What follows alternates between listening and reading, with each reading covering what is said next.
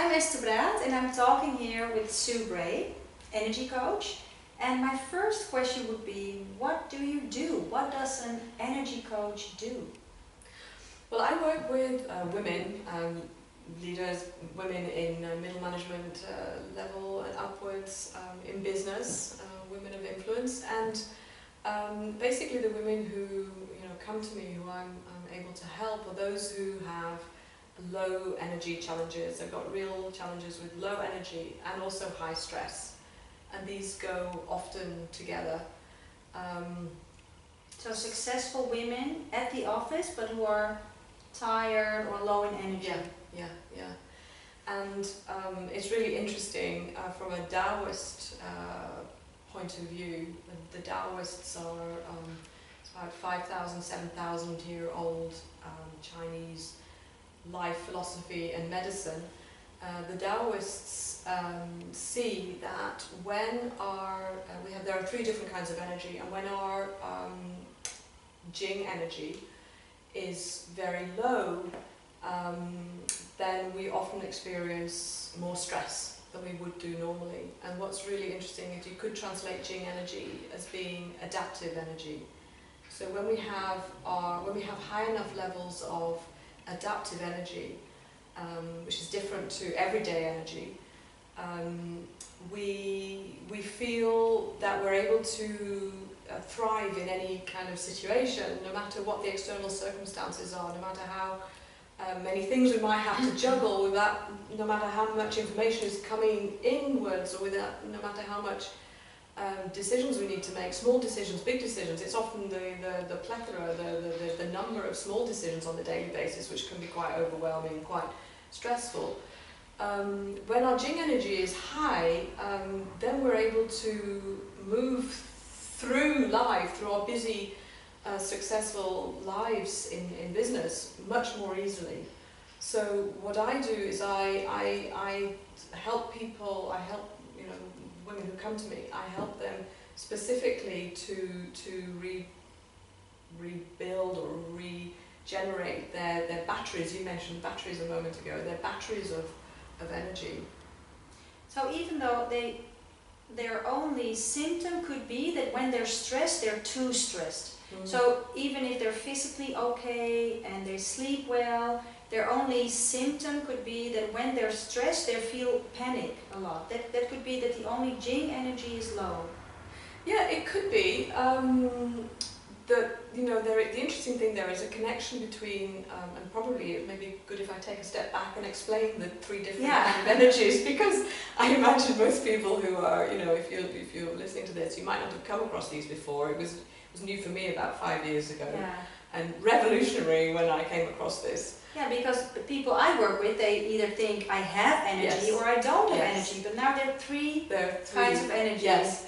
In the Taoist philosophy, in the Taoist way of looking at things, and I've been working with this for I think it's about 5 years now, and to be honest, it was revolutionary for me to understand energy in this way.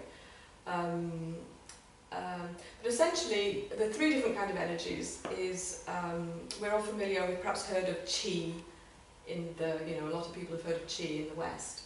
Qi is what you could call your everyday energy, and we get enough of our everyday energy. In scientifically in the West, it's called ATP, and it's basically how we convert the air we breathe and the food that we eat into energy. So basically, you can have enough energy on a daily basis. You can actually feel that you've got sufficient energy on a daily basis, and you get tired by the end of the day. But you might actually be supplementing that energy by taking coffee, drinking coffee, or eating high carbohydrate foods, or sugary foods, or smoking, which can often reduce your level of stress, particularly when you first start, your first puff. So we might be masking the fact that we don't have enough energy, and the problem is when we don't have enough of our everyday energy to get through every day, we're tapping into our reserves of energy, and our reserves of energy is the Jing energy.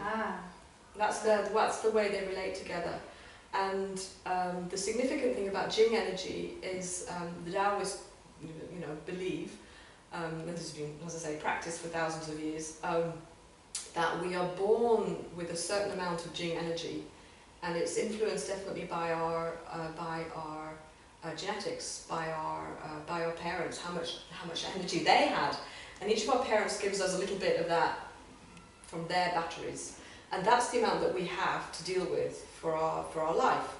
And if we don't live our lives in such a way that we are constantly recharging those levels of Jing energy and replenishing them, we actually dip into them and we are depleting them on an ongoing basis. So most people in the West are actually living without any reserves at all, or very, very little reserves. And that's a different kind of tired than just being tired by exhausted. It's when you get to the point that you're absolutely exhausted. A lot of people, I think I read recently in Holland, I think it's 1 in 4 people are close to a burnout, and a lot of people feel that deep weariness. Now, tiredness is normal. Tiredness, at the end of the day, is normal. It's the point where, our melatonin levels in our blood become higher, our serotonin goes down.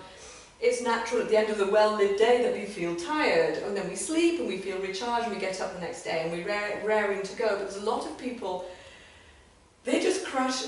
Just crash out. I was like this 5 years ago. You just crash out. You might not even get to the end of the day before you crash out. You might be crashing out or wanting to crash out first thing in the morning, but you take a cup of coffee, another cup of coffee.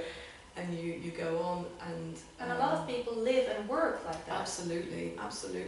But with consequences down the line. Yeah. Because that's the Qi and the Jing, and then there's the third. And then the third energy is Shen, and that's we're not born with Shen. It's something that we acquire and develop as we mature.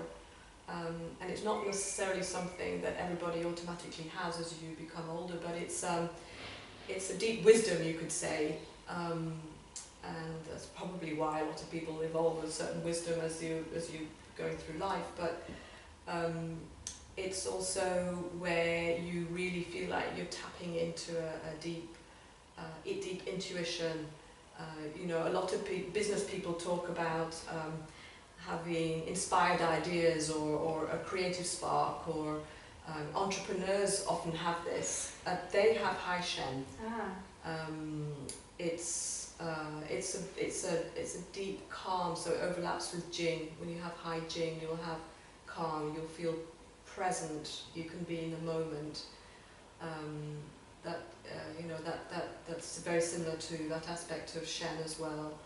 You feel very at one with not just yourself, but connected to everything. You never feel alone. You feel like you're connected to your passion and your purpose. It's kind of more like a spiritual kind of energy. So can you have a low Qi and a low Jing, but your Shen is no? So it had like a domino effect. Yeah, it starts with the Qi. You can never have high Jing if you have low Qi. So you can have high Qi and have low Jing, and you might feel that you're quite energetic, but what a lot of people mistake is that their energy might be an adrenal kind of energy. Is when you're pulling on your adrenal reserves and your kidney energy. You're pulling on those adrenal reserves, and it might feel like a buzzy kind of energy. So you're not able to flow and move from being active and engaged to being relaxed. Yeah. It's kind of like you're on full and maxed out and maybe 110%. Difficulty relaxing. Very, very difficult to relax, and difficult to wind down, difficult to sleep. So it's kind of like you're either weary and exhausted from giving out too much, or you're kind of like wired and buzzy. And I wasn't aware of this distinction. I thought that I just had lots of energy, and I felt really great with it. I loved what I did, but once I became aware of the distinction and started listening to my body, I began to distinguish. There's a huge difference to feeling strong and engaged over, you know, wired and Yeah. overstimulated, and you know, that sort of palpitation that you have in your chest and that tightness that you have. As if you drank coffee. As if you drank much. coffee, even if you've not. Okay. So thank you for explaining the 3 kinds of energy, and I really like to see you back for another couple of questions. Thank you, Sue. Great, thank you. It's always exciting and fascinating to share this. Thanks, Esther. Good.